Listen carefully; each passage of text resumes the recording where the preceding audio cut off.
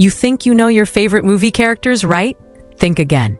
Get ready to uncover the jaw-dropping secret that some of the biggest names in Hollywood couldn't stand the very roles that made them famous. This isn't just about acting. It's about the surprising disdain simmering beneath the surface of cinematic history. These characters are more than just roles. They're legends. Immortalized on screen, worshipped by fans, and forever etched into pop culture history. But what if the actors behind them hated every second of it?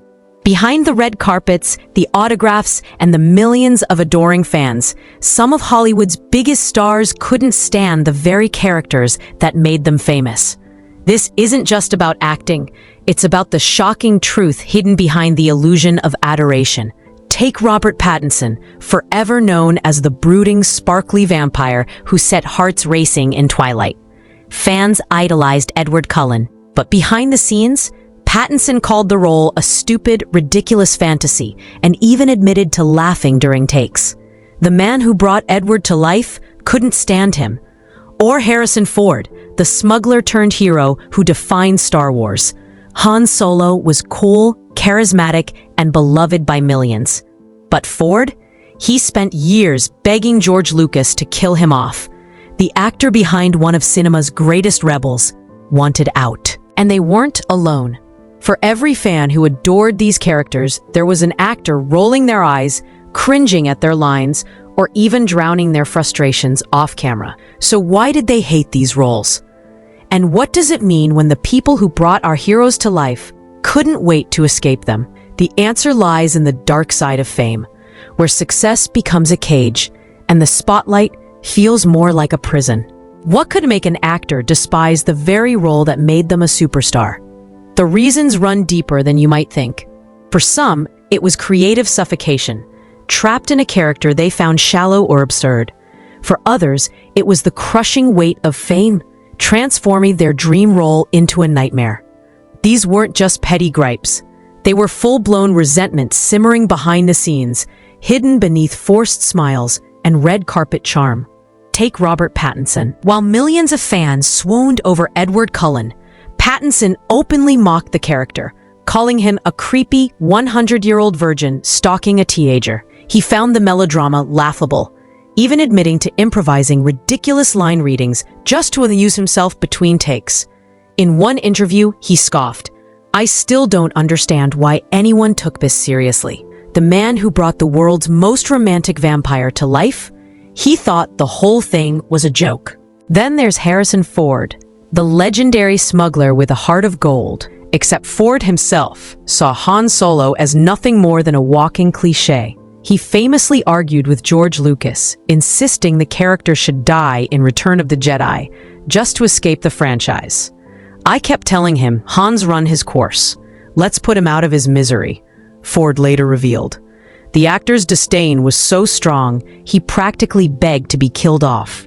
Twice. But perhaps no resentment burned as quietly or as destructively as Daniel Radcliffe's. For 10 years, he was the face of Harry Potter, a role that should have been a dream. Instead, he felt like a prisoner. "I didn't know who I was outside of Harry," he confessed. The pressure drove him to alcoholism, a coping mechanism he only confronted years later. "I was drowning in plain sight," he admitted, "and nobody realized because I was wearing the hero's cloak." These weren't just actors complaining about long hours or bad scripts. This was something darker, a fundamental disconnect between the characters the world adored and the artists forced to embody them. So what happens when that resentment boils over? When the mask slips and the truth comes out? For some, the breaking point wasn't just frustration. It was a desperate fight to escape the shadow of the very role that defined them.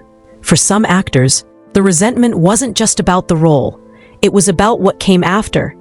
The crushing realization that no matter what they did next, the world would only ever see them as that character.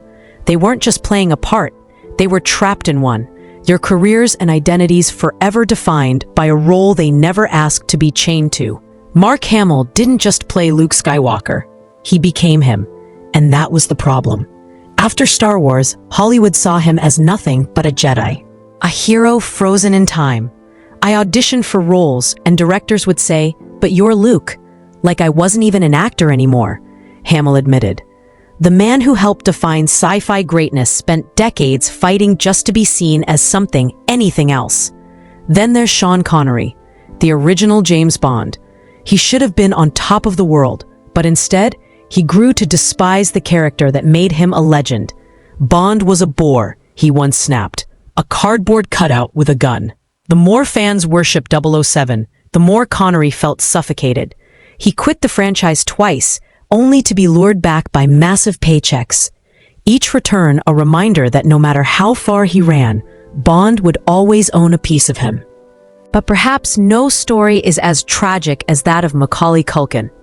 Overnight, he became the face of childhood stardom with Home Alone. But fame didn't just cage him, it broke him. By his teens, he was struggling with addiction, estranged from his family, and utterly disillusioned with Hollywood. I didn't want to be that kid anymore, he said. But the world wouldn't let me be anything else. The boy who made millions laugh was now a cautionary tale. This wasn't just about lost roles or missed opportunities. It was about losing themselves, buried under the weight of a character they could never escape.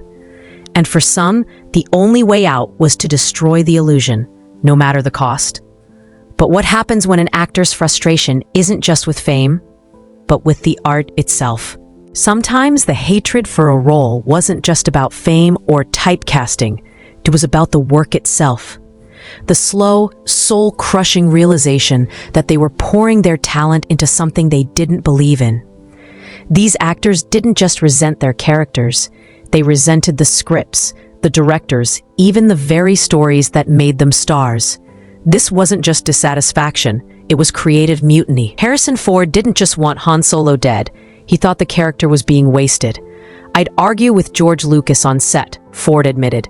I'd say, you can type this shit, but you sure can't say it. The dialogue felt clunky, the arc repetitive. To him, Han was becoming a caricature, and Ford, a trained carpenter who'd built his career on grit, wasn't about to let his legacy rot in space. Then there's Ryan Reynolds, who turned self-loathing into an art form. After Green Lantern bombed, he didn't just distance himself, he weaponized his regret. For years, he mocked the film in interviews, even stitching its failure into Deadpool as a punchline. That movie was a disaster, he said, but hey, at least it taught me what not to do. His disdain was so public, it became part of his brand, proof that sometimes the only way out is to burn it all down. But for Shelley Duvall, the struggle wasn't just creative, it was traumatic. Cast as Wendy Torrance in The Shining, she endured months of psychological torment under Kubrick's perfectionism. Scenes were shot hundreds of times until she was physically broken. I was crying real tears, she recalled. By the end, I wasn't acting, I was just surviving. The performance became iconic, but the cost? Her mental health and eventually her career. These actors weren't ungrateful. They were artists, frustrated, stifled, and sometimes utterly betrayed by the very projects that promised them glory. Because behind the glamour of Hollywood, there's a truth no one wants to admit. Not every role is a gift. Some are battles, and not everyone walks away victorious. So where does that leave us? If these actors despise their most famous work, does that change how we see it? So here's the question that changes everything. Does knowing the truth ruin the magic? When you watch Twilight now, will you see Edward Cullen or Robert Pattinson's silent scream behind the glitter? When Han Solo smirks, will you spot Harrison Ford's clenched jaw, counting the minutes until his character's death? These performances were acts of rebellion as much as artistry, proof that sometimes the most iconic roles are born not from love, but from sheer, stubborn professionalism. Maybe that's the real twist. These actors didn't just play their characters, they fought them. They rolled their eyes, they cursed the scripts, they drowned their frustrations in whiskey or jokes, and yet they still gave us performances we'll never forget. There's a perverse genius in that, to hate something so deeply and still make it legendary. But here's the hardest truth of all. We don't own these actors. They don't owe us their nostalgia, their gratitude, or even their silence. They gave us the magic once. What they do with it after, whether they burn it down or bury it, is their right. The only real illusion was believing they loved it as much as we did. So tell us, does it change anything for you? Does knowing the truth behind the curtain make the performance more impressive? Or does it shatter the spell forever? Vote now. And remember, some of the best magic tricks are built on lies. Which confession shocked you most? Pattinson's vampire disdain? Ford's solo resentment? Radcliffe's Potter struggles? Duval's shining trauma? Let us know in the comments.